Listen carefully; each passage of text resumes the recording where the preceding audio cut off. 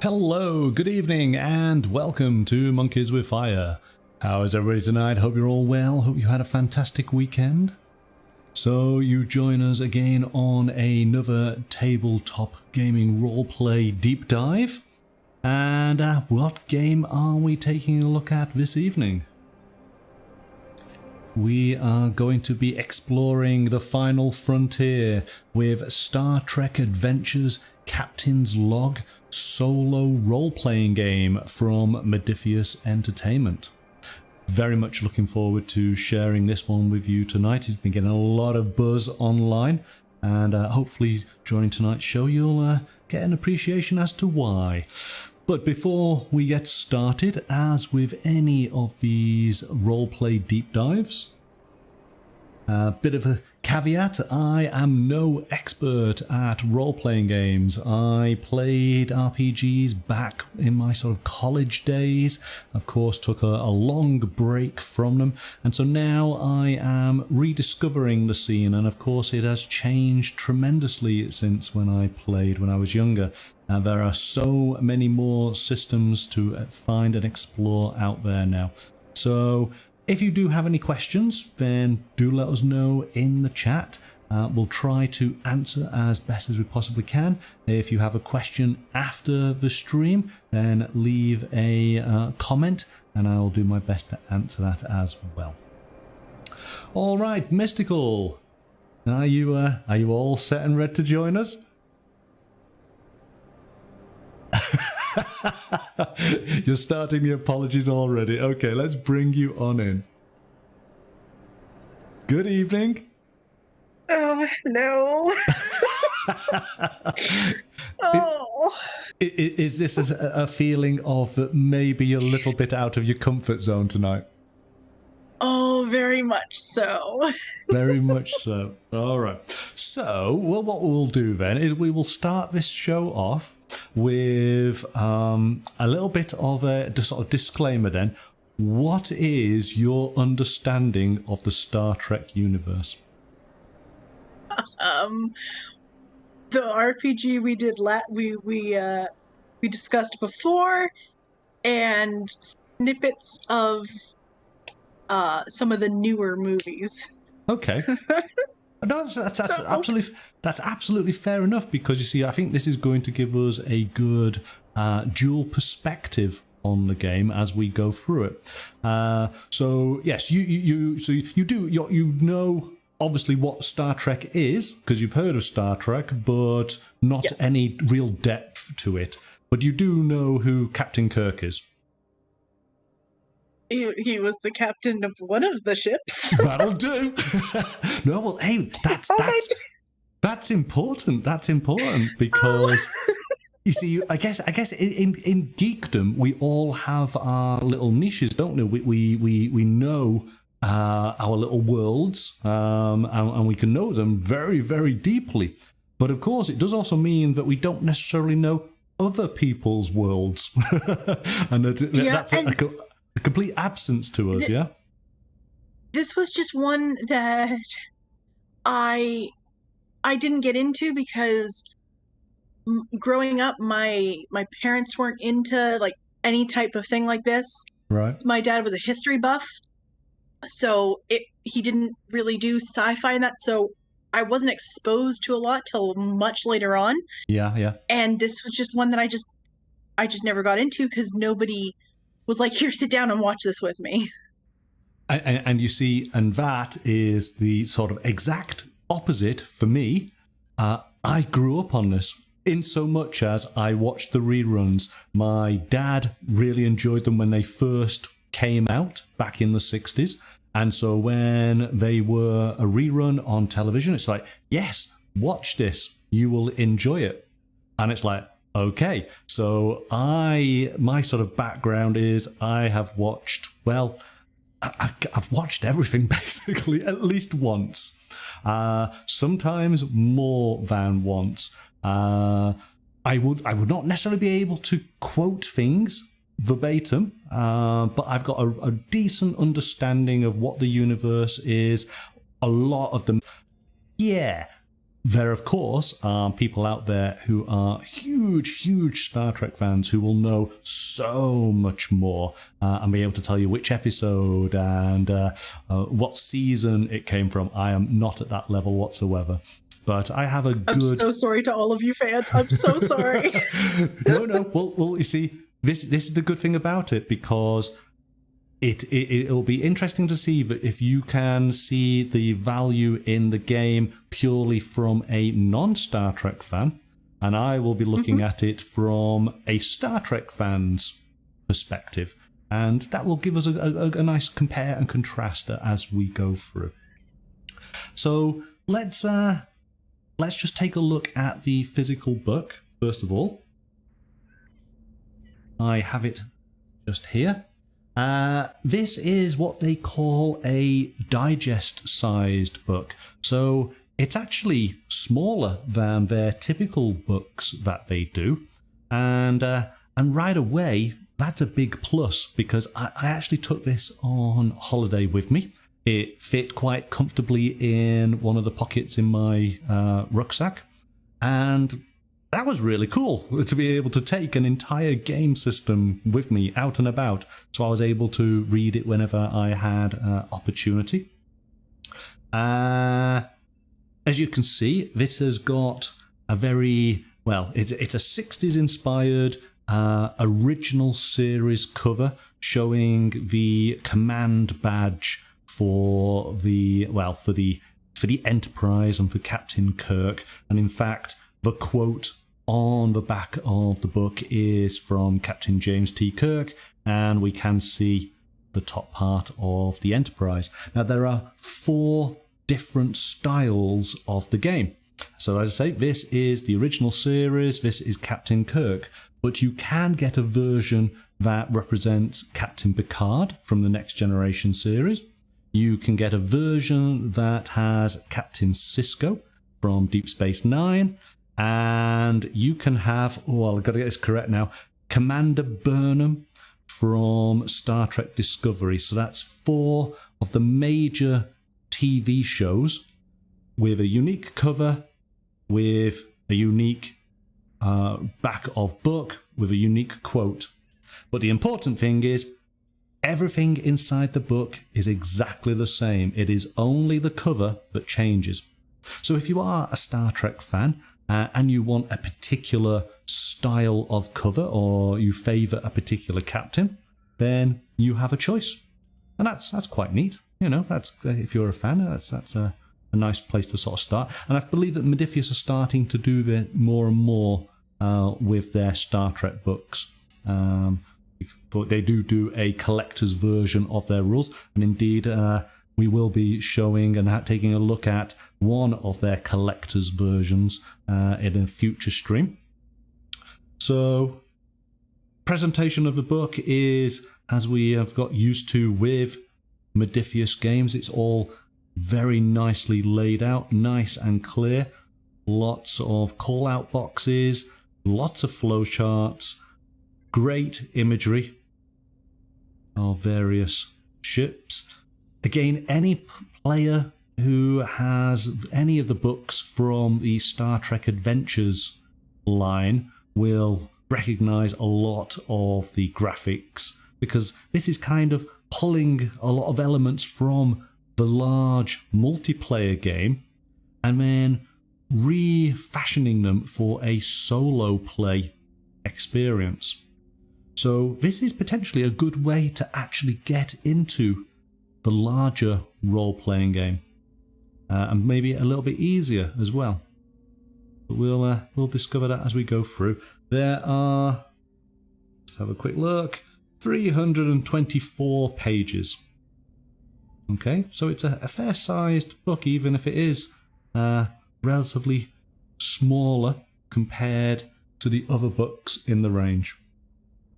I say it's quite handy to be able to take with you. Okay, so as we've become to expect from multiple role-playing game companies now, they obviously do the hardback edition there, but they also do a digital version. So let's jump to that. Let's see if I've got it all set up. All right, working there.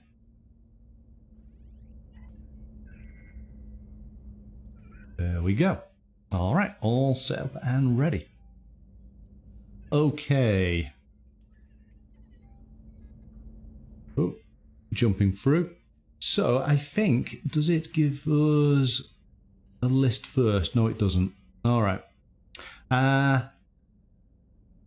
We're going to start off with essentially the introduction. And what is very nice about MODIPHIUS books, and I did actually check with MODIPHIUS when we were looking at the previous Star Trek book, the Lower Decks book, they do in all their books a summary of what all the various chapters detail. This is a regular thing that they do. So it goes through here basically telling us what each of the chapters is going to focus on.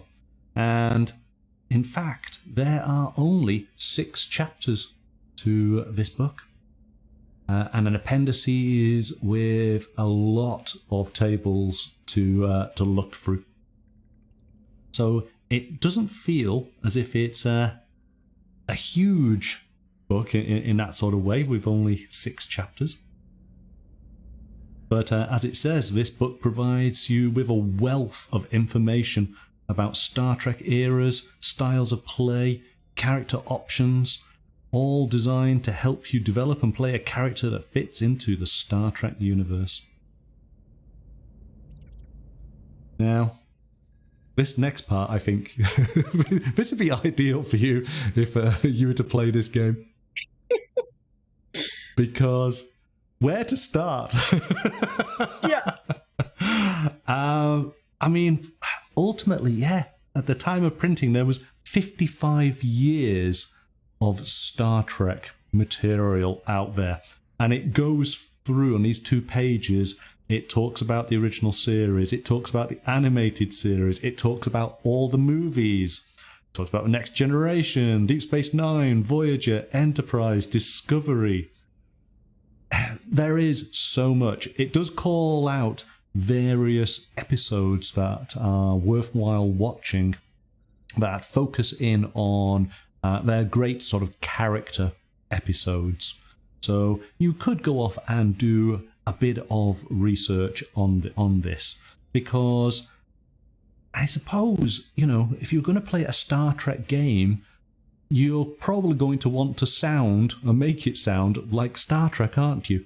And I think sort of right from the start, this game is the perfect game for anybody who has thought about writing their own sort of fan fiction. I think that ultimately is where its hook is. If you've ever wanted to pen your own episode, this game allows you to do that. So it's a brief sort of introduction, because then it goes on to the job of basically explaining what is Star Trek. And this is there's quite a bit here. And in fact, the first 2 chapters pretty much do this job.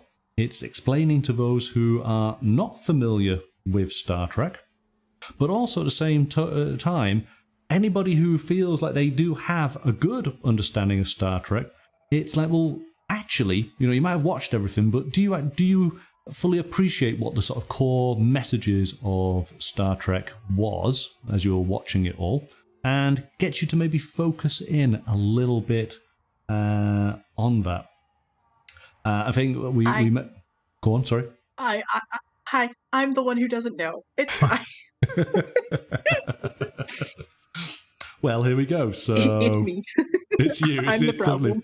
Well, I think you would read this and you would obviously have a reasonable understanding of what Star Trek is all about. And they've sort of broken it down into 10 points here. I think one of the important parts is that Star Trek is about the characters, is about the drama of the characters, as opposed to pew pew pew. As much as there is fighting and there is combat, and there is maybe I should say conflict, that conflict can manifest itself in many, many different ways within the Star Trek universe, more than necessarily just pulling out a phaser. And of course, it's all about, great story writing. That's what Star Trek was all about. It was a different episode each week that had posed different problems for the crew to solve. And you actually find that a lot of the problems that they're faced with, they have to deal with it in a way that doesn't involve violence of some description. There's lots of negotiation, there's lots of understanding other people's problems and then trying to come to a peaceful solution. So I'm so glad Sarah's not here. Why is that? She would be yelling at me because she put me in timeout last time. well, yeah. I think maybe Sarah might be middle path because she's watched a lot of it, but she just watches it. I wouldn't say she's. Oh gosh, she'd probably tell me off for this. She's enjoys watching it, but not necessarily a fan. Let's call it that. So she couldn't remember or hasn't analyzed episodes to the nth detail, but she enjoyed watching it when she did. I just called it a space soap opera, so I'm pretty sure she'd put me in timeout for that. well, hey, it is. It is. Yeah, okay.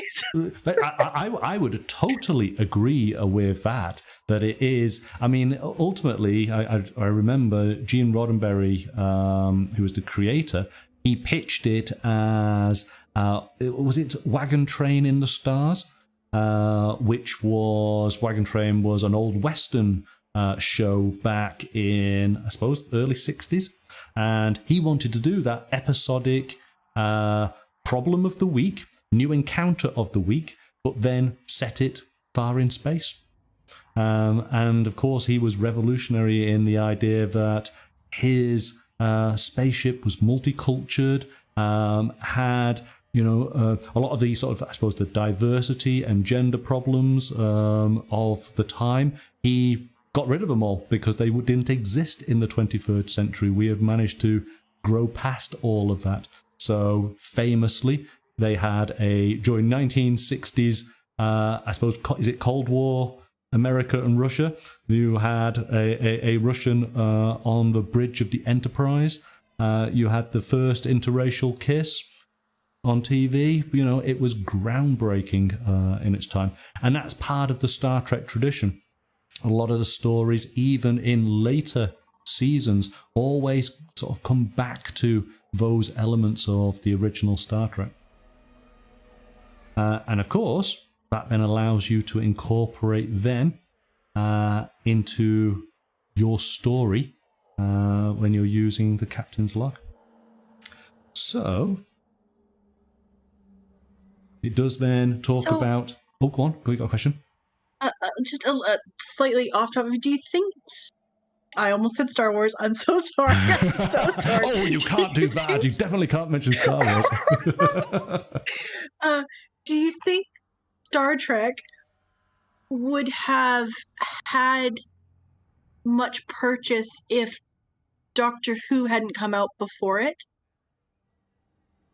Oh, that's interesting. Now,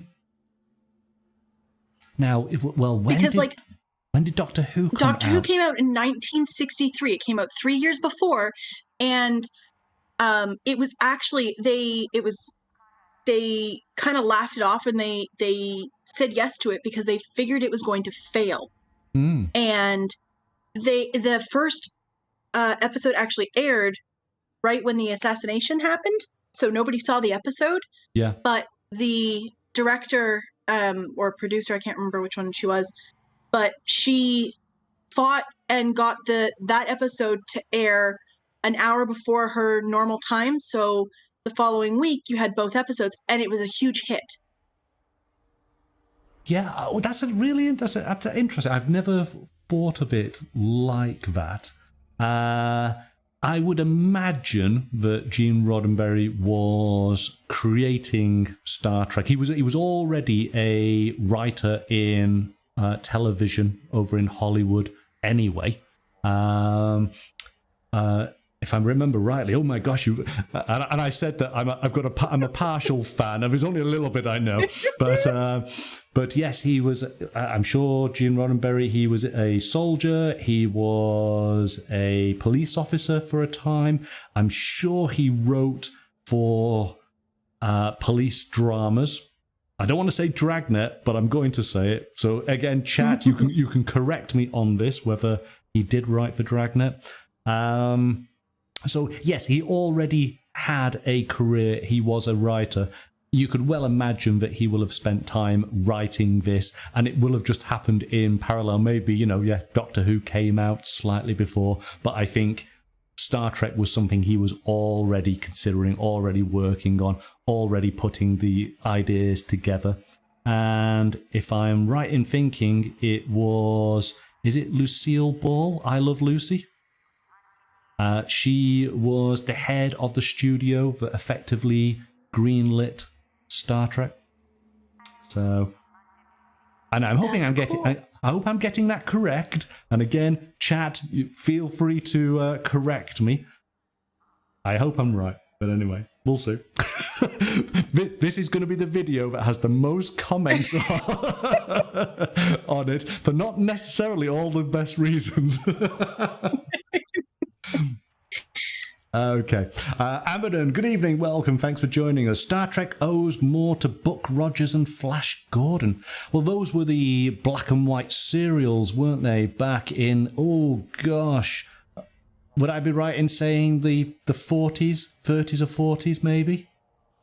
And in fact, Star Trek fans can now start shouting out, they actually, in some episodes, they kind of give a nod and a wink to those old black and white serials where they have a running thread through one of the Star Trek TV shows where there are characters reliving, cosplaying, if you will, old black and white serials with terrible robots, with people like it inside the robots. It's very good, very well done. But anyway, back to Star Trek. So it's explained a little bit about the aspects of what is Star Trek. So now it goes on to what are the aspects of the Captain's Log game. What is it going to do? So it's your ship, your crew, your adventures. The rules support every era of Star Trek, because Star Trek does cover, well, that's maybe 300-400 years. And then it jumps for maybe 1,000 years or so. It is a streamlined rule set focused on the narrative. So again, anybody who's got the Star Trek Adventures role-playing game will certainly understand elements within this game, but we'll find that it's more streamlined towards the narrative aspect. Character creation via a life path. We'll focus in on that a little bit more. A role for everyone. You can play any kind of character. Even though the book and the game is called The Captain's Log, you could be any character on a ship or a station at any rank. You do not need to be the captain. A concern for the greater good, which is an important point because, yes, as we sort of said, it's more about trying to find peaceful solutions than using guns to fight your way out of a situation. Limitless potential, the opportunity for dramatic events, story-driven gameplay, and finally, it says here a safe space in which to explore, but it's definitely an inclusive space to explore, which of course goes right back to the original Star Trek, as I say. Star Trek sort of cut new ground with some of the themes and events that they did in that 60s show. So that is essentially, it's a bit of a sort of a primer as far as here's a little bit of info about Star Trek as the sort of cultural phenomenon and the television and media sort of aspect of it. Here's a little bit about the actual game. But okay, let's jump into chapter 2, which is the Star Trek universe. Now, I'm not going to spend a huge amount of time on this because it does as good a job as it possibly can given the size of the book. But let's be honest, as it says here, over more than 55 years across 11 series and 13 feature films. They're not going to fit all of that into a 400-page book with rules and everything else. So I guess that's one of the big things about this game is that, yes, you're going to get a little bit of a taste of what Star Trek is, but ultimately, if you are interested, you're probably, well, you might already be a fan, and if you're a half, sort of, you have a bit of an understanding, you're going to go out and learn more, and there is a wealth of information out there. You could just sit down and watch all the episodes, or there are various fan websites that can give you breakdowns on events, on history, on lore, on starships, on political situations across the universe, on timelines of events, of things that happened in the future that have yet to actually happen. So there's so much information. And of course, all of that is ripe for being sort of used and taken and incorporated then into your adventures. So we'll skip through quite a bit of this, but there is a reasonable amount, and it's probably well worth sitting down and reading it if you're getting into it. I mean, it's simple things like, as it's just gone through there, it talks a little bit about a future of hope, about culture, about the diversity, about religion and the economy, because in the Star Trek world, money doesn't exist anymore. It talks about star dates, so that you are able to give a proper opening to your log as far as what date it actually is. And then it starts talking about technology. Cloaking devices. Do you know what a cloaking device is? It's something that hides you. Yep. Or a ship or something. I know that because of Agents of S.H.I.E.L.D. and other other things that I've watched. And strangely enough, also because of 40K. Oh, right. There you go. Okay. I wonder, was Star Trek the first show to do a cloaking device? Oh, that's an interesting one for the chat. Anybody in chat, can you find out? Was Star Trek the first iteration of a cloaking device? Oh, Doctor Who kind of has one, doesn't it?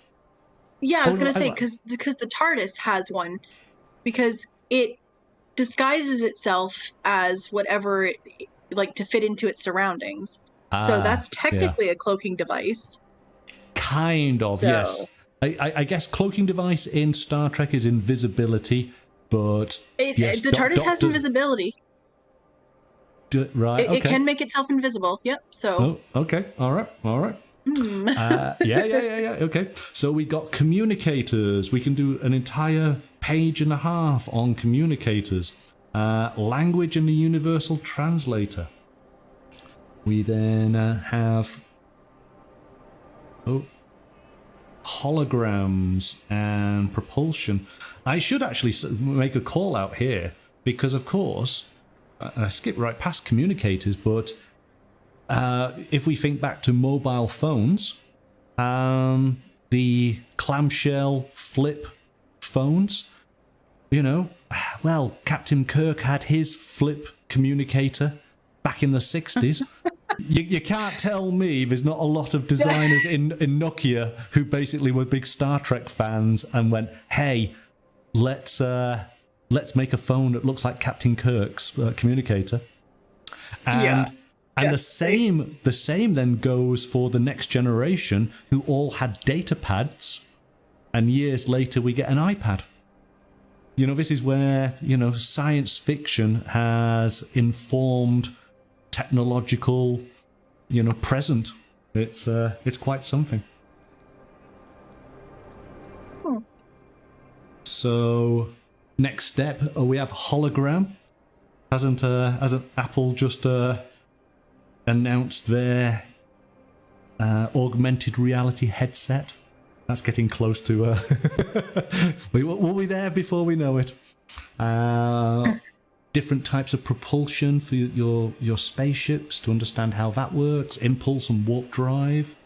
And then we have this era-specific terminology translator, because, again, the shows go over an expanse of hundreds of years, and there are different phrases for the same thing depending on what era you are in. So let's get a good example here.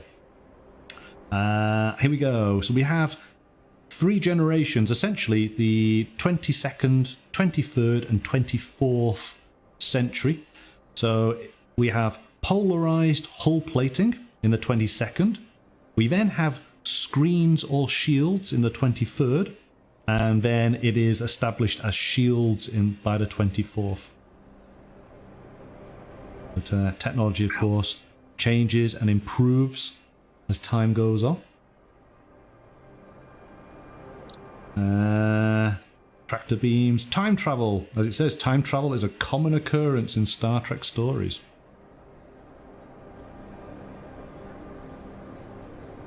Oh, different types of weapons. So it goes through a lot of the technology of the series. I think this is quite cool, because I do believe that when they wrote the scripts, certainly for the next generation, they would have the characters talking, and they would leave sections of their talk blank and put in insert technobabble. So this character knows what they are saying, but we need to put in some specific words that makes it sound all very scientific or very engineering, makes it sound very 24th century, but the writers themselves didn't necessarily know what those words would be. But we'll just leave a space there and we just insert it. So we have this little call-out section here, where there's a selection of words that you can use depending on what domain the conversation's happening in, and you can put on things in. So for computers, you might use the words algorithm or compression or encryption or interface or positronic or subroutines or neural, and suddenly your conversations in your game are sounding Star Trek. That's really cool. It is, isn't it? Yeah? Because that's the thing is, you know, we're not Star Trek writers, so we need to have a little bit of help to elevate what we're writing to make it sound authentic. And that is that's a small example of something that just you will find all the way through this game. Great little call-outs that help you as the player to just sound, to make your narrative sound like a Star Trek episode. And that's what we're aiming to achieve. Okay, so we continue. Service protocols. So this is just talking about everything to do with, I suppose, the running of a starship, things that commonly happen on a starship. So standard operations, when you're docked, it talks about going into yellow alert. And of course then red alert, medical emergency, security alert, when you go into standard orbit. Oh, this is a great section here, which I was just looking at this actually as we before we started. So a lot of the terminology now Starfleet is the sort of the human but it's not human because, of course, it is a united federation of planets. There are many alien species in there, but maybe from the viewer's perspective, it's more the human characters that we see. So they have a very Earth nautical sort of tradition. And this section here just basically tells you everything about the types of words and phrases that you might use to sound as if you had full naval training. So let's just find an example here. You might say, well, commonly you might hear "Captain on the bridge," which is a way of alerting the crew in the bridge that the captain or the commanding officer has just walked on. It tells us, of course, about starboard and port, about the bow and the aft, telling us about setting a heading. So, the Folian ship has a heading of 110 Mark 12, directly towards the convoy. Of course, you've got to put it with a little bit more, bit more oomph behind it. Got to sound. You're saying it with authority. This is great. Well, you see, this is who hasn't well, other than yourself, who hasn't dreamed about being on the bridge of the Enterprise, shouting orders to an obedient crew? So, Prime Directive. Very, very important. Starfleet's General Order 1, which prohibits personnel from interfering in the affairs and the natural development of other cultures. Okay, which is a very, very important directive. And then it goes on to eras of play. As I said, that the Star Trek shows cover hundreds of years of sort of history. And that being the case, this game allows you to place your adventure in any time period. So, of course, it's got to basically explain everything that's happened so you have a good idea. And it gives you all the dates, and it tells you how the Federation came together. It tells you about the war with the Klingons. And it just gives you the sort of the political information of what's happening in the galaxy at that time. Which, of course, is very handy. But, a lot of this information you can find online and delve even deeper into. For someone who's new, it's a very good place to start. oh yes. Just saying. Yeah. It's good. Most definitely. This is it. This will open your eyes to this whole world that you're aware of, but not fully sort of, immersed into. And then hopefully it inspires you to then go and want to find out more. But because there's so much, you probably have to sort of latch onto one little element and then work from that. Because we get into the 27th century. We're typically starting 22nd, 23rd, 24th, but then we jump to the 27th, and then there's the 32nd. So, yeah, there's a lot. And it then takes us out of that, and we go into the style of play. And again, this is quite something because there is a sort of naval system to how Star Trek is portrayed. You can have what they're calling Admiralty campaigns. So this is where you are a commander, not necessarily of a starship, but of fleets of starships. And you are going to be crafting a story, and I'm going to sort of put it into fantasy sort of terminology here a little bit, but your story is a little bit more maybe like Game of Thrones, where you are moving pieces on the board, and it's that political level that you are at, that maybe you are orchestrating the defense of multiple sectors, and it's from that perspective. And you're talking about the ships that you lost, because Star Trek does deal with large-scale wars as part of its stories, even though they do all sort of reduce down to the individual characters. but sometimes there is a much larger, a bigger picture. So you can play the game from that level, which is quite something. Again, this is the great thing about the game, is that it does allow you to play it at multiple sort of perspectives.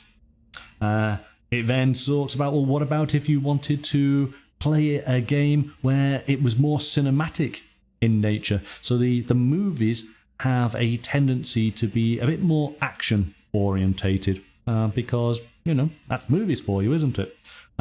So maybe this is an adventure where it is a bit faster paced, it's a bit more with maybe some starship combat, and it goes on to elements in there. Or maybe you want to do a season-long story arc. So this is going back to the more traditional, well, actually, it's not, I won't say traditional, because the original series was Story of the Week. More modern Star Trek is an entire season, maybe, you know, 20-odd episodes to tell its entire story. So you can do something like that, that your adventures are just a little part, and each part gives you a little bit to the larger story that you've created. And it keeps going, talking about maybe deep space exploration games, which these could be scientific or tactical missions. And when I was going through this, what I realized is this is a guide, it really is a guide to creating your own Star Trek episodes.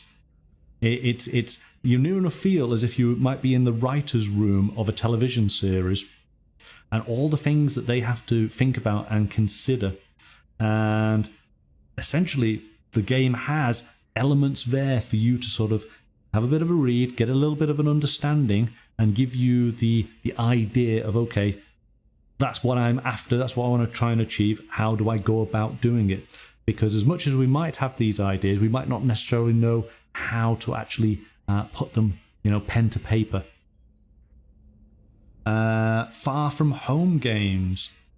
So again, some of this is sort of referencing the different TV shows and the episodes that have appeared in the shows. Spice of Life, diplomatic missions and science missions. And then station-based games. So this is in reference to one of the TV series. The different things that could happen on a station. Because again, we've spoken about starships, but hey, maybe our character is on a space station instead. And all of the things that can happen, as opposed to the ship going out to find adventure, adventure is coming to the station. So you can see from this section here, there is just so many different types of stories, missions that can actually be created. And that's probably just scratching the top, the surface. Yeah. There's probably so much more you can do. But again, you know, you could do all your research, you could watch episodes that could give you inspiration. They can only just cover a small part of it, and a generalized amount, but hopefully it's all giving you inspiration. So there we go. So that's chapters 1 and 2. We've had a primer, and we've got a reasonable understanding of what the Star Trek universe is like, and the different types of stories that might be told within it. So then, we're going to get to actually creating a character. And I found this a really, really interesting chapter. Again, as I was reading through it, I was thinking about the writers in the writer's room when they put together their cast of characters for a new series. You know, what process do they go through in creating these characters? And it's a kind of it's a relationship between the writer and the actor, Because sometimes a character can be as simple as just a couple of lines just to give a general idea, and the actor themselves actually brings a lot to the character. And then the writers sort of riff off the back of that and go, okay, we can see the sort of strengths that this actor is bringing to the character. Let's add more in that area. Let's give that character situations that will challenge them and make them more three-dimensional, and make them, you know, a larger character. And the game captures that so well, and it does it in two ways. It has the life path option and the creation in play. So the life path, it says basically you've got to spend your time sat down before you even play a game, and you're going through the process of creating everything about your character. And I'll show you in a second the level of detail it goes to, because it is very, very, very impressive. And there's lessons to be learnt in this for other games of just how much detail you might want to think of, at least think of it about your character before you go out into the game world. But because this is a narrative game, you've kind of got to have that maybe written to one side so you can refer back to it so that you know who your character is. You've always got that sort of an anchor point. Whereas creation in play is a little bit like, as I just explained, about the actor taking on the role and the writers developing it with the actor during the course of a season. So let's just jump to, in fact, it's just going to be here. Okay, let's go to that. So what it does is it does go through it with all the text to start off with. And then there's a really, really handy flowchart. So you're going to give your character a trait, which at the bare minimum, it's going to be their species. So we're going to just talk about this to start off with, but then we're going to do, we do have some tables, and we're going to have some dice rolling. So, oh dear. And I'm going to let you choose, of course, or we're going to let you work with this. So anyway, but traits, it's going to be your species to start off with. So we could say we're human, we could be Vulcan, we could be Klingon, because of course you can play as a Klingon if you wanted to. You can play as any species. We then have attributes, 6 attributes there to embody the character's physical and mental capabilities and tendencies, which are control, daring, fitness, insight, presence, and reason. Again, if you're a player of the Star Trek Adventures, you'll recognize those straight away. Those are in the main game. And it does give us, as we come over the page, it gives us some tables. You see, we're getting into the point now where more tables are going to start appearing. So depending on our rating, typically an 8 is an average in any of these abilities. 7 or less means that you're not particularly good at that aspect. I like the 7 or less in control. You are uncoordinated or lack self-discipline. You might be clumsy or careless, easily distracted or inclined to panic. And it's like, yeah, I can relate to all of that. Yep, that's me. I failed everything. Of course, you know, in Starfleet, the characters are supposed to be the best of the best that humanity has to offer, and it's like, yeah, they messed up. They messed up. Definitely not our crew. So these are your natural abilities, but then we go on to disciplines. And disciplines are what your character is trained in, basically when you went to the academy or some other kind of training institute. So these disciplines are set around the operations of a starship or a space station. So command, con, engineering, security, science, and medicine. All right. Out to the chat. Come on, we'll do the typical Star Trek question here. What are the colours of the jerseys to denote the different departments? Oh Please help, chat. Please help. I don't know. You don't know? I'm gonna take a guess. Gold, blue, and red. I've seen Okay. those colors. I don't know. Okay, right. Well there we go. And so you got the colours correct. So now you have to. Now you have to say which departments they are. Blue was medical, wasn't it? It was, yes. And then, well, gold is captain. So command, yeah. Or, okay, and was red engineering or something, or? Well, you've described the original series, so yes, quite right. Okay. So you get points. You get points. It's all good. Yay!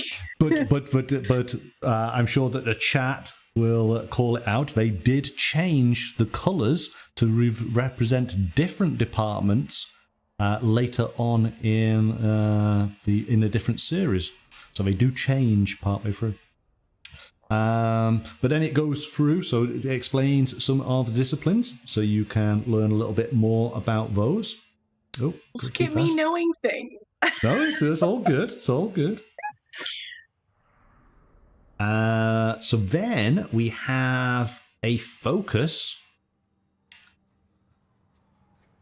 So the 6 disciplined characters are trained in abroad. Specific focuses allow a character to demonstrate talent for a narrower set of activities.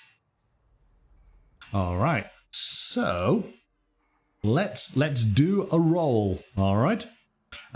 Because this of course is a 2d20 system. I have 2d20s.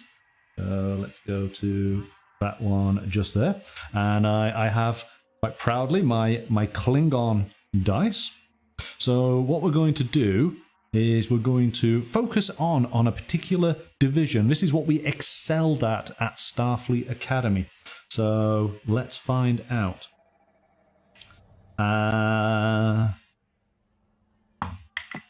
Oh, and of course I just go up against the side and get a proper result. 19. So we got to pick one. Okay, well there you go. You can pick. So what is our character going to have spent a little bit more time working on? Will it be their command skills? Will it be their con, so piloting a starship? Will it have been security, or engineering, or science, or medicine? What do you think you're going to focus in on? Science. Science, all right. So I'm going to flip through then. Science, there is a chart, and this is a 2d20 roll. So let's going to find out what our character focused in at in the sciences at Starfleet Academy. What have we got there? That looks like that is 29 to me. Okay. They focused in on sensor operations. They're good at the sensors. So there you go. That was their focus. So you're going to have a plus in sensors. Let's jump back. Yes. Hey, it's really important. You know, the machine that goes woo, woo, woo, woo, woo, woo, woo. So as you can see, there are big tables. Big tables.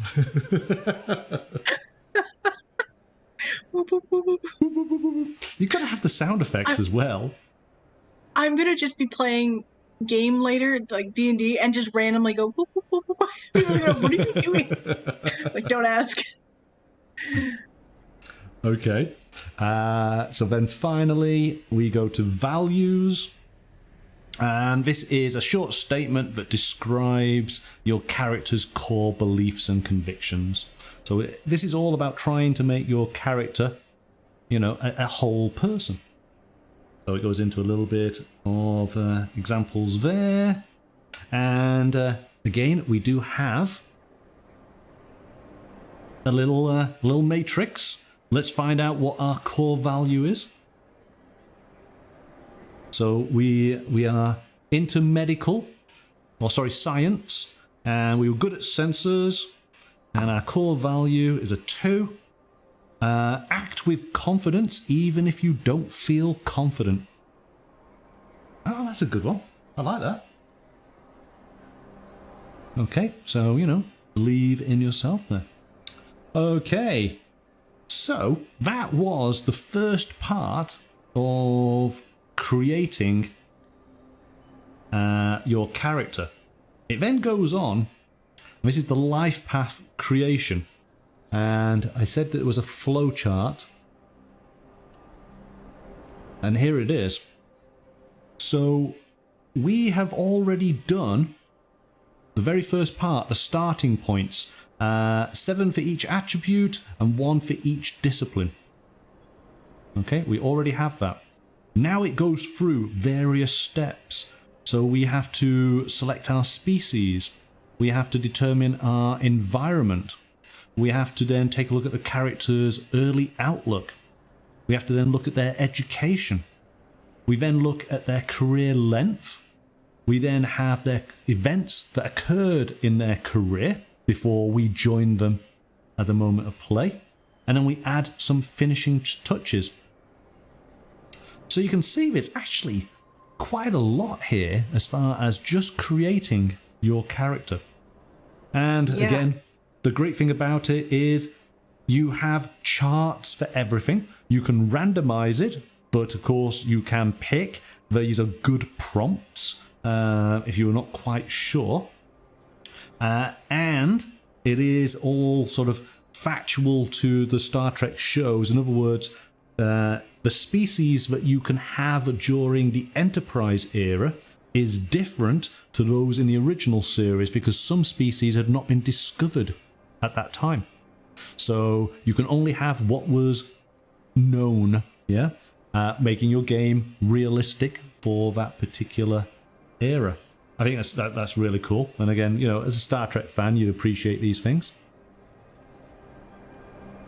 And so then, well, 55 years of writing, we then go through and it gives you just a little bit of description on each of the different species.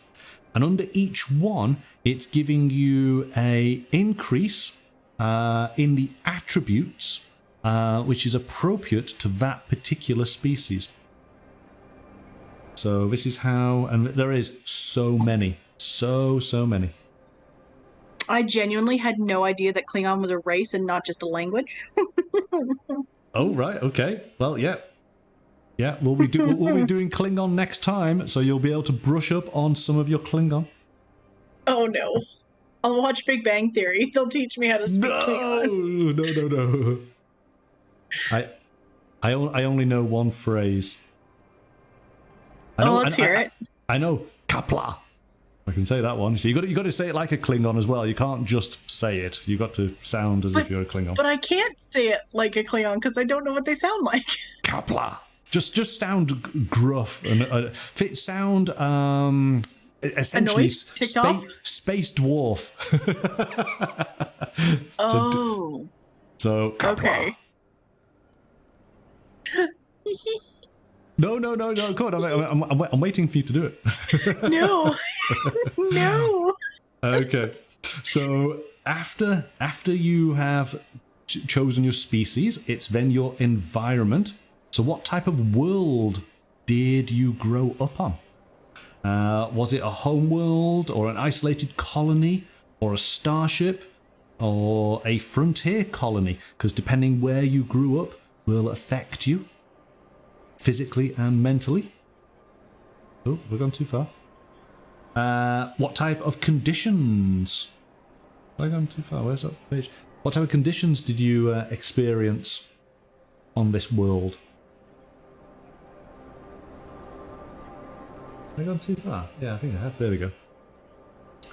Because not everything in not every world in the Federation is a utopian paradise. There will be different types of worlds, and so again, this all affects your character. You then have the character's early outlook and their upbringing. Were they brought up under a sort of Starfleet? Were their parents in Starfleet, or did they have an agricultural background, or maybe they were artistic and creative? And again, Can I be artistic and creative? You can. That's in my wheelhouse. Absolutely. So here we go. Artistic and creative. Your character's life was filled with arts and creativity of all kinds, and no matter what pursuits the character favours, they are exposed to a great works of many cultures and given every opportunity to express themselves. So if your character accepts this upbringing, they develop a greater understanding of emotion and communication, increasing their insight by 1 and their presence by 2. But there's also then, if your character rebelled against this upbringing. That's interesting. So yes, just because you were brought up with all this great art and culture around you, maybe you hated it. Okay. That could be fun. Isn't this good? It's really good. It's really, really good. Oh, too far. So then we have the castes. So this is for I think this was for the Klingon Empire. So if you're a warrior or a merchant. So, some stuff there. Your aspirations. What did you want to do when you were growing up? Did you look upon the stars and dream? So your aspirations are to explore, to fly, to create, to discover, to protect, to prosper. Let's find out. What was our science officer who was good at sensors, who was into art? What was their aspiration? We wanted to burn the world. Well, no, it was to explore. It was to explore. Exactly, explore the concept of burning the whole world. Rebel! Okay, so here we go. We then go over to education. Where did they get their education? Let's find out. Let's do another roll. At a 4, they did their education at Starfleet Academy. And what type of track were they on? Let's find out. They were on the command track. See, I'm just getting all this stuff now. So we're finding out so much about our character. But of course there were other aspects. We just looked at Starfleet Academy there. Oh, where's my... There it is. We could have had, diplomatic training. Or a civilian career training.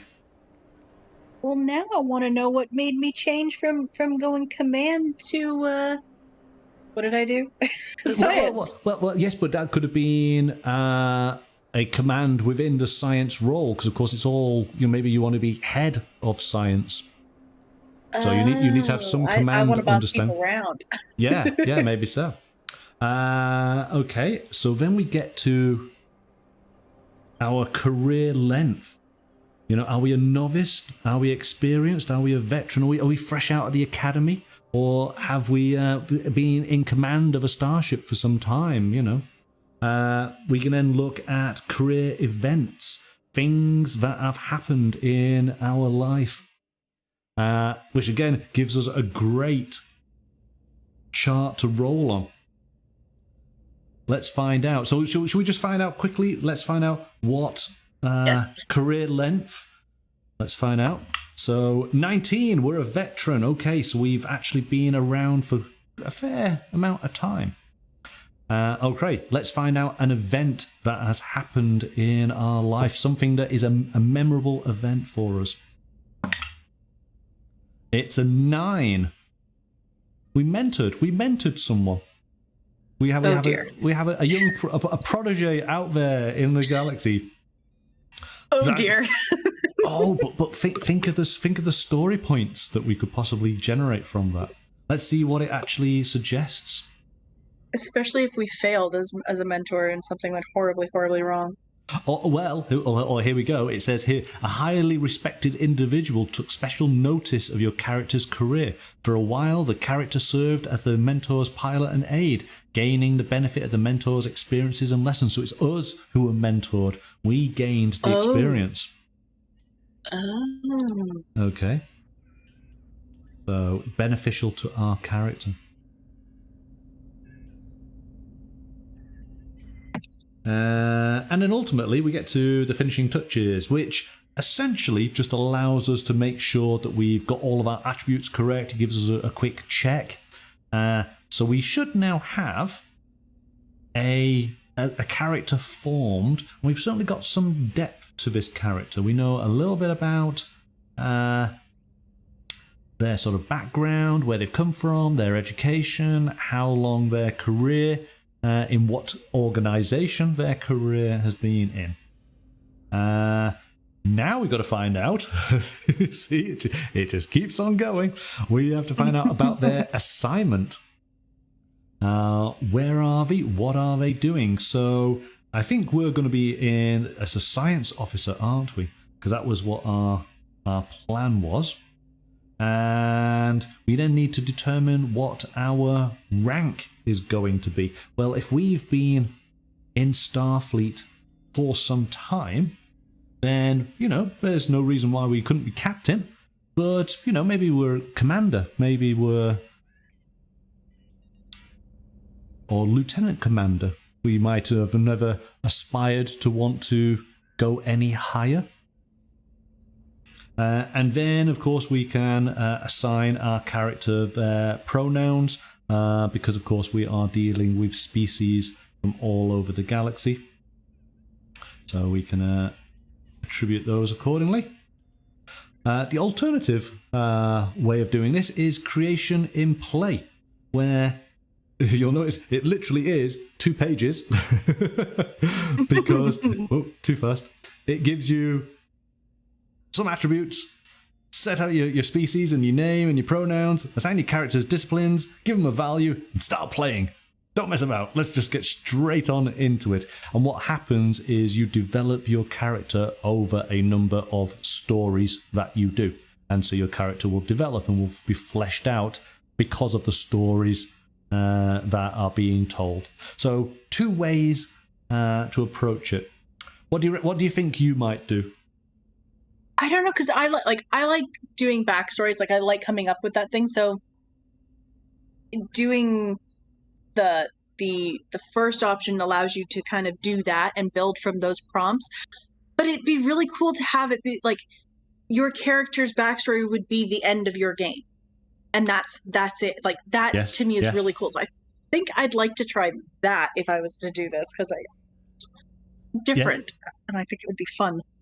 Yeah, no, that's actually a really good point. You get to the end of several games, and that is your character, isn't it? And all the games that you've had have led to your character evolving, being challenged by various events, learning and growing. And you can reflect back, and you write in your background as all the stories you've created. That's actually quite neat. That's quite neat. I like that. Okay. So we have those 2 options. It then goes on to a little bit about your character development, which kind of reflects how your character is going to grow during the course of adventures. And then there is a small chapter here about character conversion. That is mainly... Oh, I've gone too... There you go, character version. That is for if you created a character in the Captain's Log game, to be able to take that character into the Star Trek Adventures game and vice versa. Okay, so you can bring existing characters in the larger role-playing game and bring them in. And there's just some slight changes to rules and way that characters are slightly designed. You just got to adapt for those. But now we've just done all of that for your actual character. Chapter 4 is your home among the stars. And of course, it wouldn't be Star Trek without a starship, yeah? And essentially, you go through the same process, slightly different, but you are creating your starship. And, you know, I can well imagine that Star Trek fans will absolutely love this section. Designing your characters, great, but it's the starship that's the most fun, right? So you follow a similar sort of flow path of selecting the era from where your starship is based, selecting the ship class, selecting some traits, considering a unique trait, then choosing the number of a ship talents to equal its scale, and then assigning the name and registry of the starship. We won't go through this. We want to try not to dwell on it too much because, again, it's just lots of really great background information that I guess a Star Trek fan would absolutely know straight away what type of ship they wanted to create and would know exactly which era it is available in. But I'm going to... What I want to do...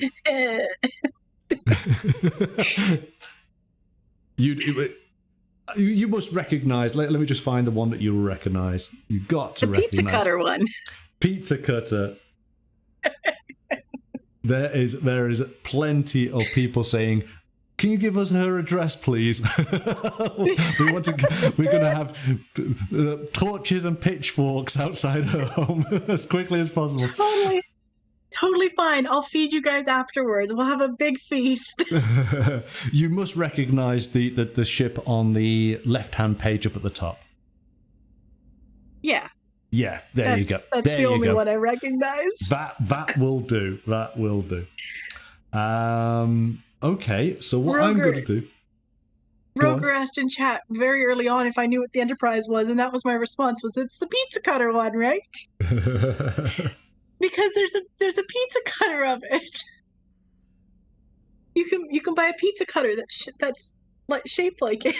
You can. I hope I'm right. Okay in saying this, and I think I am right in saying this. Doesn't Sarah have the blueprints for the Enterprise as her shower curtain? I think so, or she did at one point. She did at one point. Doesn't still. Yes. Yeah. So there we go. So she definitely knows what the pizza cutter looks like. Yeah. USS Pizza Cutter. Okay, so can that be the name of my ship? Yes. Well, here we go. Well, let's jump onto this chart, okay? Because every ship can have an idiosyncrasy. See, I nearly got that right. I can say all the names of starships, but I can't say just an ordinary English word. So we're going to roll to find out how our ship's just a little bit strange. Okay, let's give this a roll. Again, 1d20. That is a 9.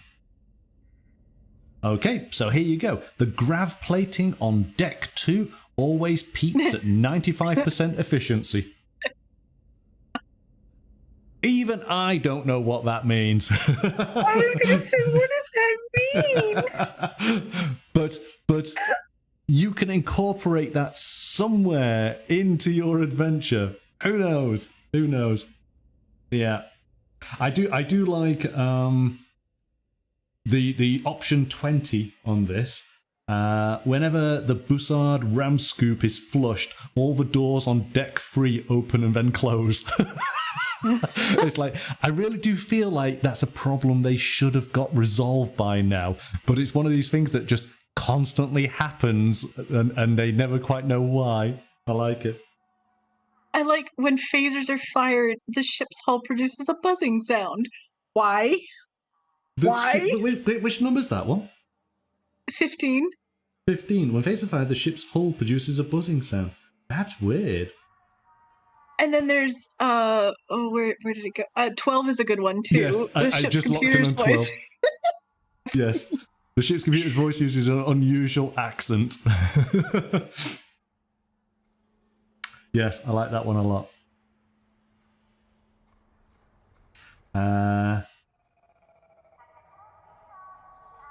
There you go. Number 6. The computer's voice responses randomly change gender. That's quite cool. I like that idea that even though this is Star Trek, but to have that sort of red dwarf aspect to it of Holly the computer. Just, changing gender just partway through. It's like, yes, it's fine. Every hologram program references the number 47. Oh, that's cool. That's cool. Roga in the chat, we have an explanation. It means that area of the ship only gets 95% of normal gravity. So I guess as you're walking through, was it deck 2? Then you would just have a little bit more bounce, a little bit more skip in your step because you've got slightly lower gravity. If you were running to get somewhere quick because there's like emergency and you forgot that and ran through that section, you just like face plant and just boom, whoa. So that's quite cool. Nice one, Roga. You see, that's the great thing about Star Trek is that there's always somebody in the chat who has the answer. That's amazing. Okay, we have more starships, but these are. I'm just trying to work now. These are from maybe the 25th century starships. These are, and then we get the 32nd century. That one's just a frisbee. It's just a frisbee. It is a frisbee, isn't it? Yes. Yes. Okay. So it then, what is your ship's backstory?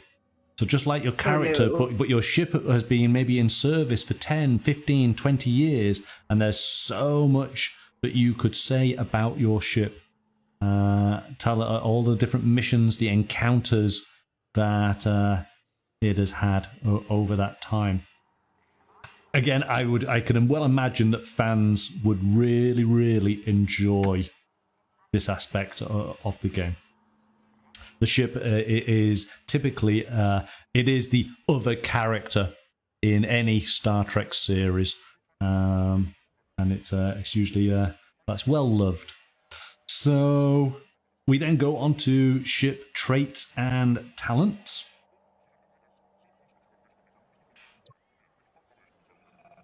Oh, wrong way.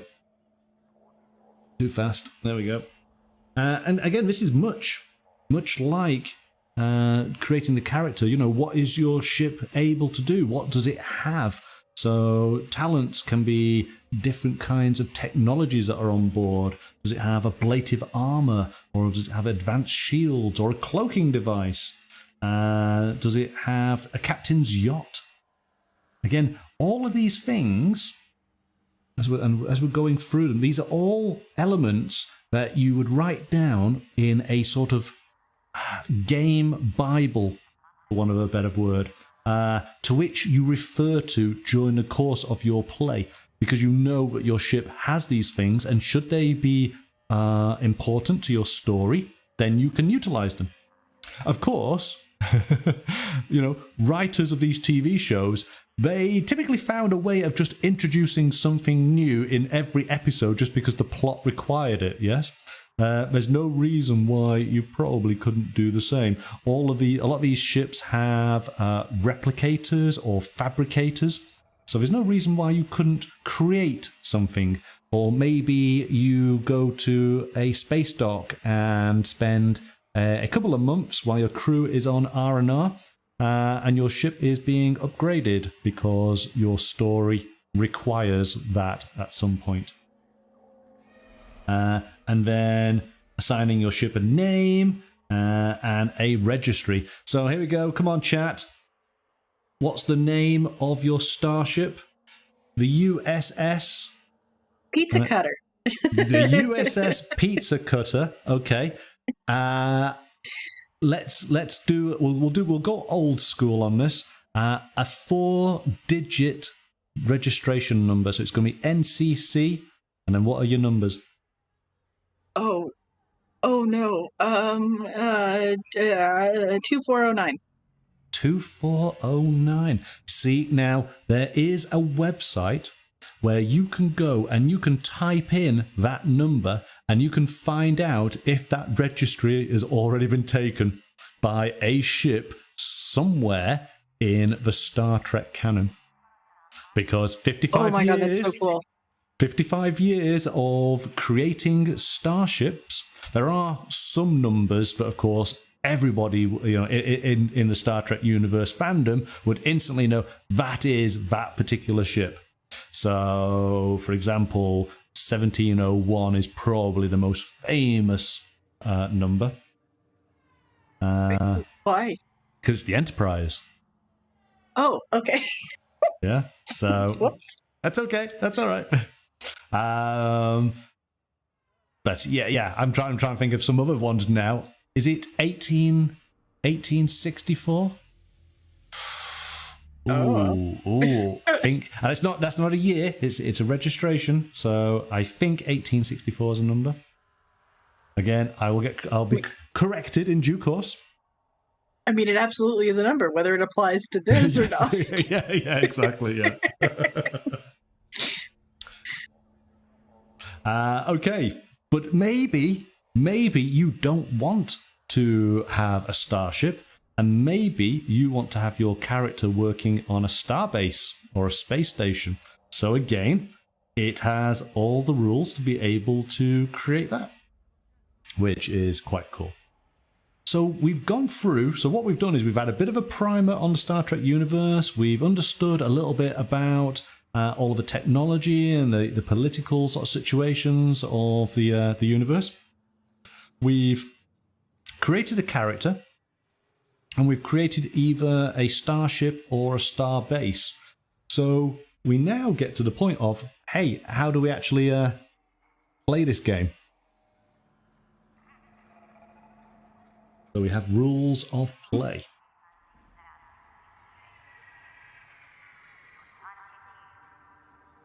And ultimately, all you need really to play is obviously the book that's in front of you here, a notepad, either a pen and paper or digital, and a pair of 20-sided dice, and that's it.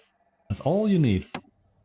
Because for the most part, you are writing things down and referring to tables within the book and rolling some dice, and that is giving you all of the inspirational points to be able to create your story, because it is, at essence, a journaling game, but it's giving you a framework for that journaling.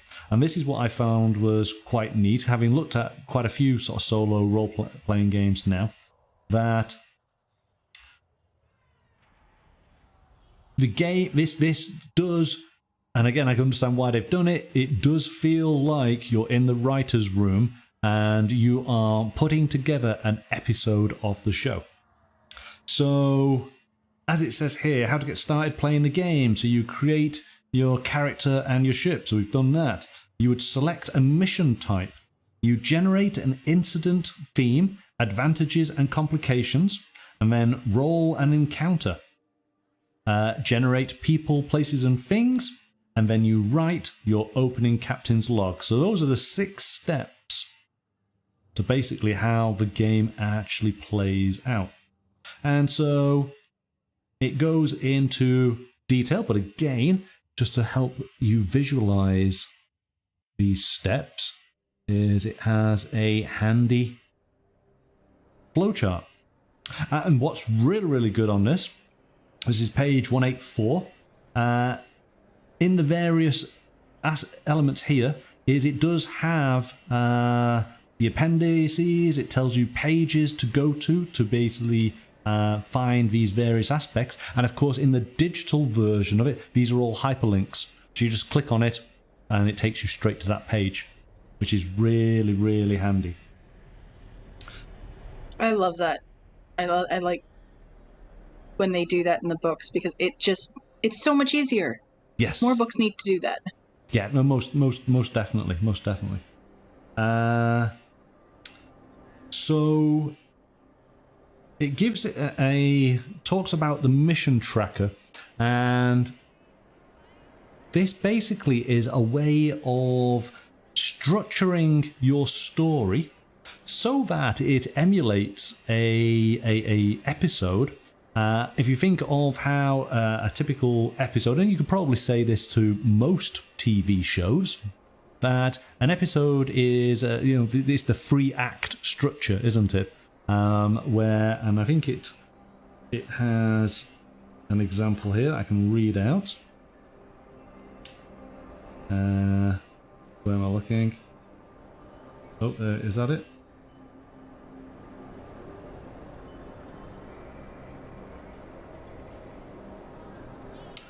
Yes, so here we go. So during your first act, you're set on a mission.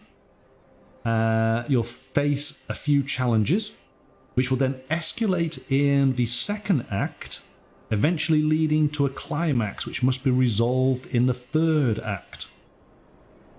Okay? That is typical of, all episodes in Star Trek and probably most TV programs, isn't it? If you sort of break it down in that sort of format. So, in essence, each act is broken down into scenes, and there are 5 scenes per act. As explained, you're escalating to the first major obstacle, even though each scene is potentially an obstacle that's got to be overcome by the characters anyway. But during the course of those obstacles, they are learning information, which feeds into the second act, which then ultimately feeds into the third act and the conclusion. It then talks about task roles, and it starts giving lots of examples of how the game actually plays, using the probability matrices. I'm just going to go through this a little bit at speed because we've still got a little bit more to go through. I can see that time's already ticking on. We got momentum and threat, so that depends on how well you did in your dice rolls. If you did particularly well, then you get momentum, which gives you bonuses. If you did badly, then you gain threat, which means added complications for your character. These are both elements in the main game.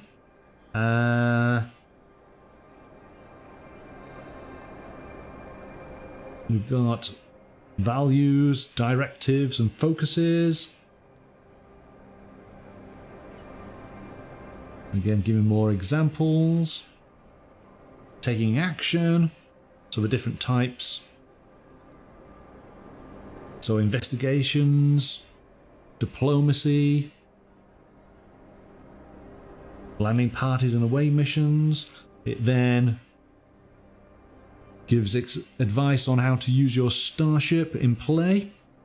It gives you then combat, how combat is resolved for personal combat. And ultimately, it's going to go through into, I believe, starship combat. Yep, so here we go. How to use your starship.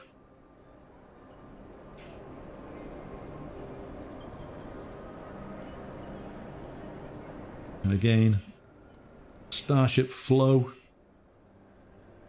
of combat. So this has got, there's definitely more sort of structure to it than some of the other solo role plays that we've taken a look at. But again, it kind of has to have more structure to it, though, just yes. by its nature. Yes, yeah. Yes, most definitely. And I think, I mean, it works very well for the fact of that once you've played this and you've done it a few times, you effectively are primed to go and play the main role-playing game. Or vice versa. If you've already played it, you'll understand this straight away. You're just having to adapt ever so slightly to it. So in fact, I'm going to probably be doing this and using this to learn how to play the main game. So, modes of play. Now this is an interesting point that even though it says that it's a solo role-playing game, you can actually play it collaboratively and actually have a GM involved in it as well. So there's actually quite a lot additional stuff in here that you can consider. You do not have to be the captain, as I mentioned right at the very start. You can be a character of a different rank, so that would actually change the way that the game is actually playing for you. You can actually have situations where you can sort of swap, because you're doing a story, you effectively, it's your character, but you can for a moment control maybe a senior officer, because your character would not be privy to that information, but you want to be able to describe, so it's like a cutaway describing elements that of other aspects, other characters that are talking that are important to the story that might ultimately affect your character, but this was a scene that they weren't involved in. And I thought that was quite a neat thing to do in the game as well. Yeah, that's really cool. And then finally, last chapter, chapter 6, is actually playing the game, launching your mission.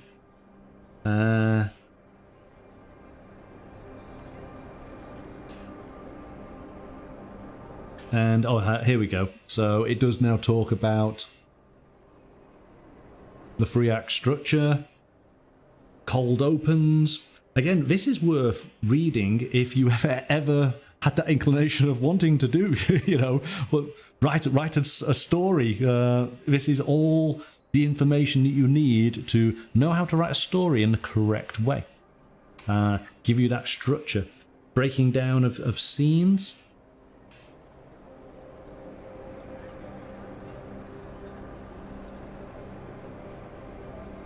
Situations in space, where to go, people to see. And then giving you information on actually how to write your captain's log. Lots and lots of examples there. Is there a short one I can do? I mean, there's so many. Here we go. Captain's log, stardate 4218.6. We are currently patrolling, leaving the random location. After completing, insert last mission here. We are now headed to roll random location to insert random mission type here.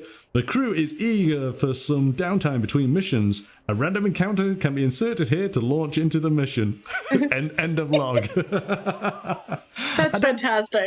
That's great. That's absolutely great. And so it gives you an idea of just how sort of easy it is. And as my example before about the actual real writers, insert technobabble. There you go. That's kind of how it was. But that then leads you through. We got so much here to. Oh, there we go. So we got the game loop. So narrate to a task. You roll dice. You determine the impact. You narrate the outcome, and then repeat until the mission is finished. So that is the loop that you're going through. And oh, I'm gonna jump to this part here. Oh, have I gone too far? There we go. So, giving suggestions for storytelling devices. So, you know, this is all really, really interesting if you like the idea of how TV episodes are put together. Scene transitions and cutaway scenes.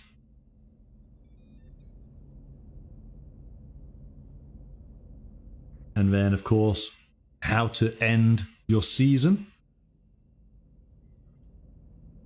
And the captain's reflections. B-plots and story threads. And Chekhov's gun. But not that Chekhov. Oh, too far.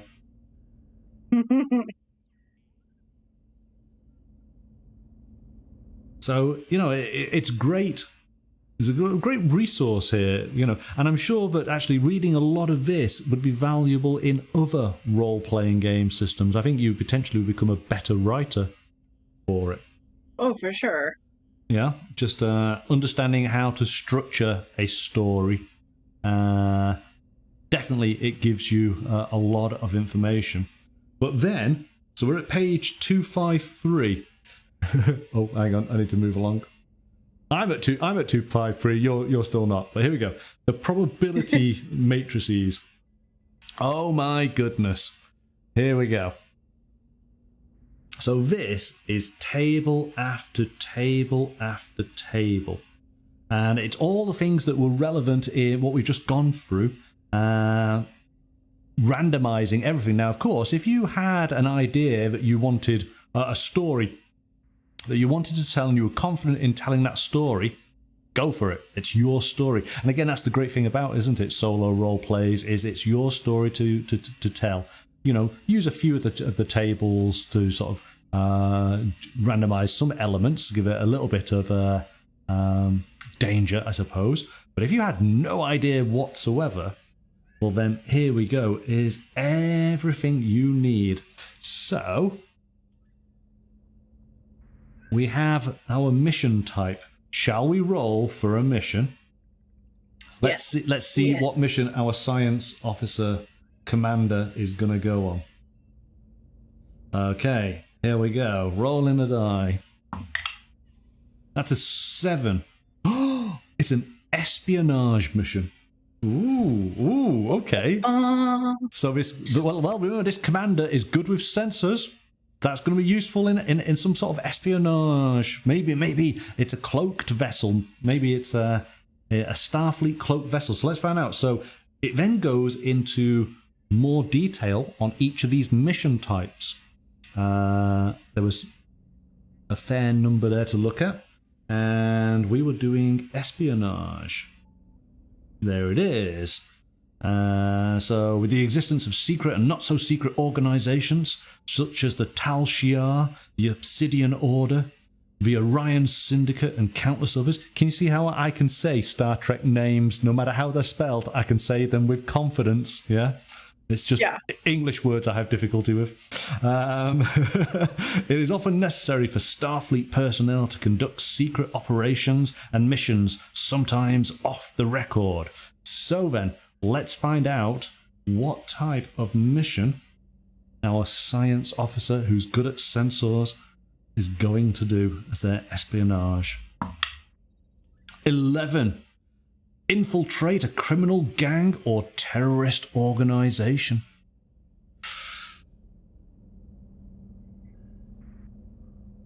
All right. So, there you go. We already have a bit more. So this is the first part. This is setting the scene of what our story is going to be. And there's so many to look at. So we can then jump. Go too far. There we go. Themes and incidents. So now that we have our general mission directive figured out, start adding more conflict to the story by using incidents and themes. So let's add an incident.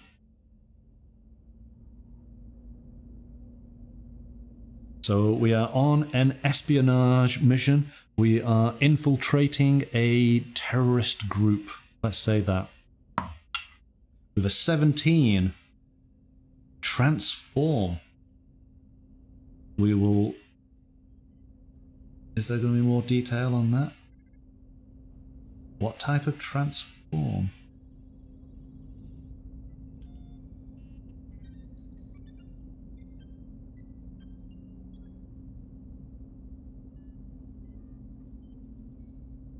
Out to see, page chapter 5.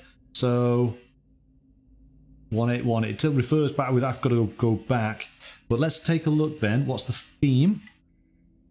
We have transform as the incident. And the theme is 19. Oh, no. I've got to do it again. 7. A living ship. Oh, okay. how can we? So we've got a terrorist group. We have a living ship. I'm not sure about the transform. I'm not sure how that. I'm going to re-roll that one. I want to re-roll the incident. 12. Research. Okay, this is now starting to work better. So we've got a terrorist group. We're going to do some research, and there is a living ship. So what is a living ship for them? Like I know what a living ship is in other stuff, but I don't know what theirs would be. So like some of them, it's an actual creature that they've built their ship around, and that's what's piloting it. But what is a living ship to them? In Star Trek or well, okay. There have been numerous episodes. I'm thinking of one called, I think it's called Tin Man. See, oh gosh, and basically the ship is alive, but it's not, and it looks like, I suppose it's like a little bit of a sort of space whale, and it's organic, and the crew can go inside it, and it takes them some time to realize that it is sentient, and that it's, peaceful, but of course it poses a threat to others, or people, look at it and perceive it as a weapon. So I'm starting to think how our story can come together, that maybe this terrorist group has actually discovered this living ship, and maybe we were infiltrating them because we heard something on the comm waves that they had found a super weapon type thing that they're going to use against this a planet. But once we get there, we actually find that this super weapon is this living ship, to which, of course, it's being coerced, or used in a way that maybe it's so advanced it doesn't realize what they're trying to do because they don't see it as a threat or something like that. Maybe that's how the story comes about. Maybe we have to. Maybe the ship has bonded itself with these terrorists because they were the first that it found. And we have to now convince it that it's an intelligent ship, but it believes in what it was initially told by them, and we now have to convince it that what it's been told is wrong, and need to demonstrate that what it's being told is wrong, and get it on our side. So we got a bit of a moral aspect to it. So again, it's ideally not about pew pew pew. We're trying to use our intelligence and our empathy and our discovery of the universe and do it in a positive way, that actually we stop the threat of these terrorists, but we've discovered a new life form, and we want to keep that preserved at the same time. There you go. That's my quick Star Trek story. I'm sure that probably that's happened somewhere. So maybe it won't be wholly original, but there we go. Okay, it's original to me. Well, there you go. Well, we have advantages and complications, things that can happen during the course of our. It's just a small adventure. It could even just be just a course of this first act, couldn't it? That something that we build up to, that this is either the advantage or a complication. We then have, and this is again, it just keeps on building. These tables could be used in many other games as well. Types of encounters. So we're going to meet somebody, but are we going to meet them in deep space or on an inhabited planet or in subspace? And then it breaks that down even further. Where in deep space is a city ship is seen on a direct path towards Earth. Oh my goodness. We could find something in a different reality or time. Some of these obviously refer to past Star Trek episodes that fans will enjoy. We then have guides on the momentum and threat. So if we did particularly well or badly in our dice rolls, we then have tables that we can roll against that will give us some results. Maybe if we did particularly well, then a danger can be revealed. Or maybe if we did particularly badly, then there is an issue with gravity. Oh, which one, sorry? We are the danger. We are. Well, maybe. Oh, here we go.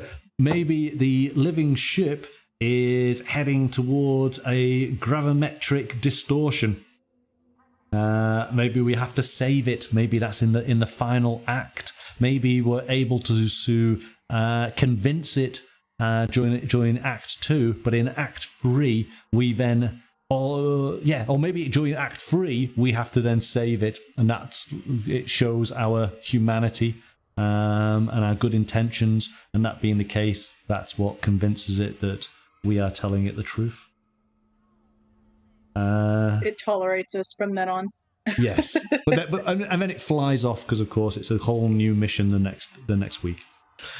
We then have more charts for non-player characters, for allies and adversaries, and of course, this gives us different races, different species, different traits to those characters and their goals.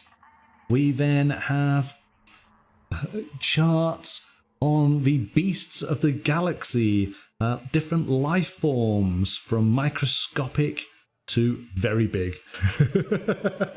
Are they vertebrates or invertebrates? Are they behavioral adaptations? What's their preferred environment? We then have spaceborne. Oh, too far. Entities. So this is maybe where we would get a little bit more information on our living ship to be able to create it.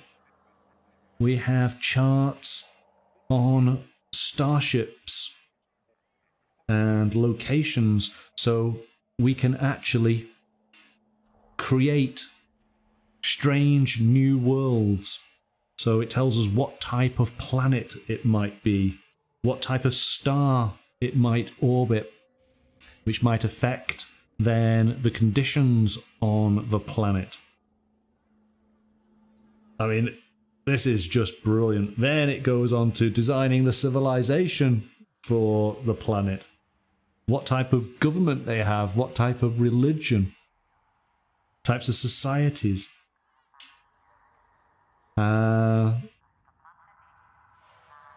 We have locations. I mean, alien locations, cosmic locations, dimensional locations. There's just so much.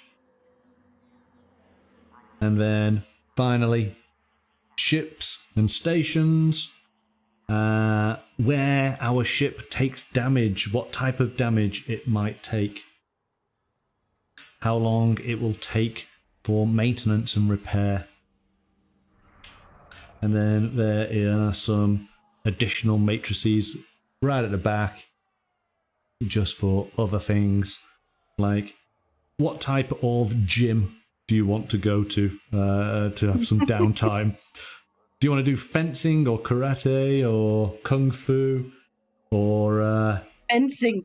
I want to do fencing. You want to do fencing? Let's find out. Let's find out what our final roll. Let's find out what type of sport our science officer is going to do. 16. Tai Chi Chuan? Tai Chi Chuan? Let's go with that. But here we go. We could do a family event. Oh, here we go. Let's find out what's happened to our family whilst we've been on board. 3. An eccentric relative comes for a visit. Yay! Oh, wrong one. There we go. Fantastic. And that pretty much is it. And then right at the back of the book, we have an example captain's log character sheet. So you can see how everything might be filled out there. There is, of course, a blank one for you to do. You also have the starship details. The example here is the USS Athena, NCC 73224. And it's a Federation Starship Galaxy class. And that is it. Which it covers so much. So what do you think from a non-Star Trek fan perspective? It's really good because it covers so much. So even if you don't know anything, you can still share in the experience. Like you're not gonna go into this game and feel like I didn't, especially if like you're doing a co-op version because somebody's like, here, let me introduce you to this. You're not gonna feel like I have no idea what is going on. Yeah. So I really, really like it. It does the best it possibly can, given that there's 400 pages or so. It gives you as much of an introduction as it possibly can within that page count. But ultimately, it's 55 years of information out there. And I think that if you wanted to get the fullest experience from it, you've got to go and do some additional work, haven't you? You've got to go and take a look. I think as a fan of the series and of the movies, or somebody who's got just a reasonable... Because I think actually that's the proposition, isn't it? That this is a game for fans of the series and of the movies primarily. Because... Yeah, absolutely. There's less of a, you have to do lots of work. You already know, you've probably already fantasized about giving your captain's log. Yeah. Go on. And I won't appreciate it as much as a fan would. Not because I don't enjoy it or whatever, but purely because I can't relate to it. There's no connection there for me. So that's true. That is true. But hopefully it does give you enough, just like all the many other games that we've taken a look at, where there is no extended universe for you to go and refer to. It has to do its job right there and then, doesn't it? So hopefully it gives you enough. You have the benefit of being able to go and research and look and watch and enjoy the greater world. But I think that as long as it interests you, yes.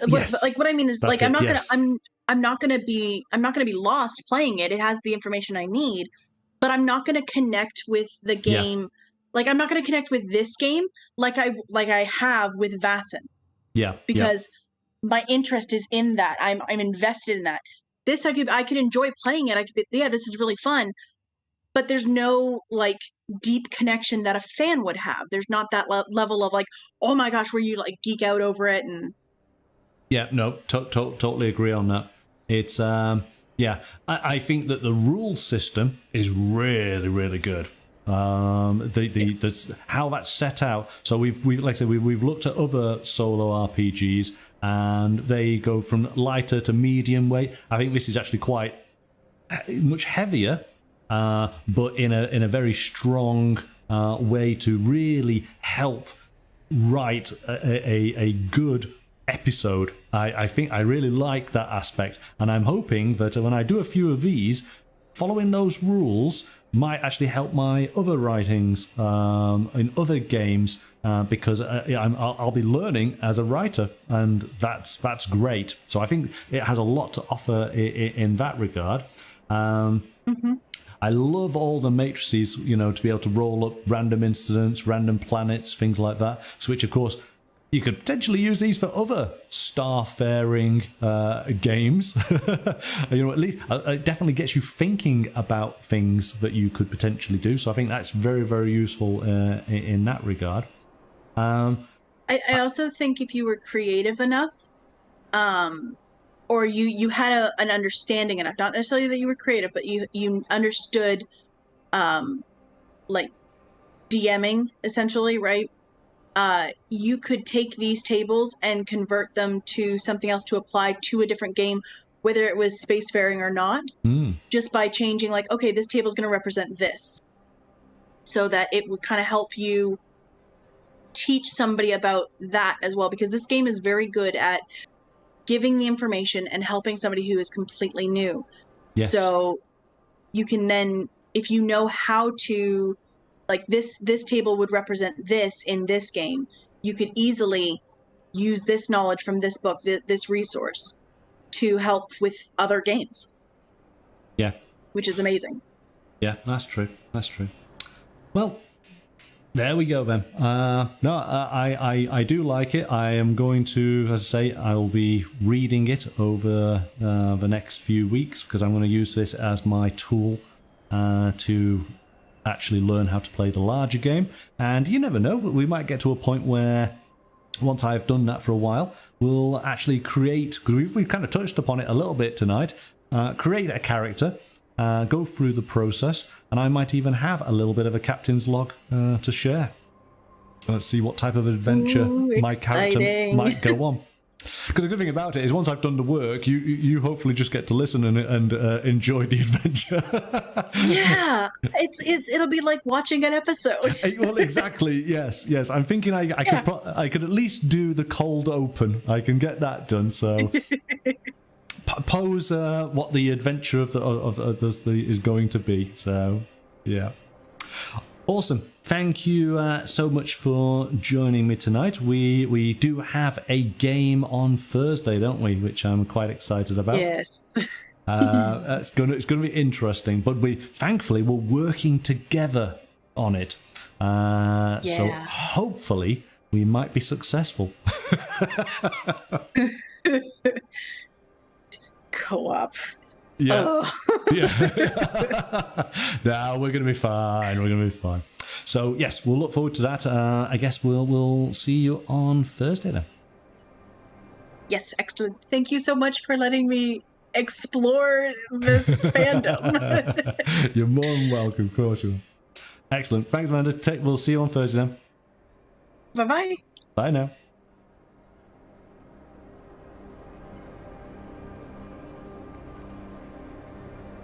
Okay then, so our thanks to Mystical for joining in on our exploration of Star Trek Adventures Captain's Log.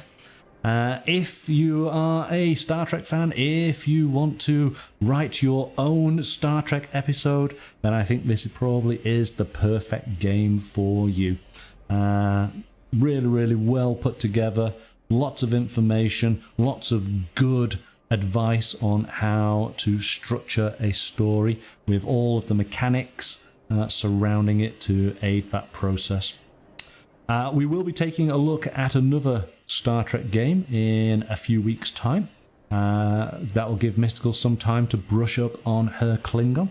And on Thursday, we do have a cooperative tabletop board game. So hopefully you will join us for that. But until Thursday's show, bye for now.